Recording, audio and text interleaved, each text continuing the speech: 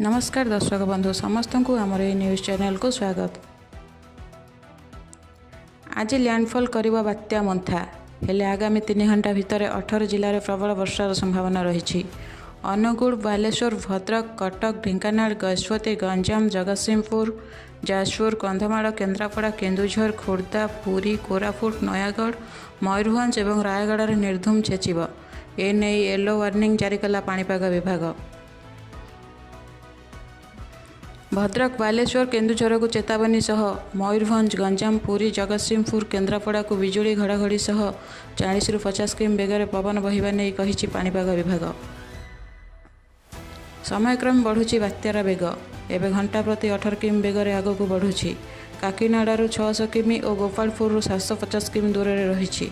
24 घंटे भीषण बात्यार परिणत हो काकीनाड़े निकटस्थ स्थलभाग अतिक्रम कर। ଏହି ସମୟରେ ଘଣ୍ଟା ପ୍ରତି ପବନର ବେଗ 90 ରୁ 100 କିଲୋମିଟର ଓ ଝଟକା ପବନର ବେଗ 100 କିଲୋମିଟର ଯାଏ ରହିବ ବୋଲି ପାଣିପାଗ ବିଭାଗ ପକ୍ଷରୁ ଦିଆଯାଇଛି ସୂଚନା।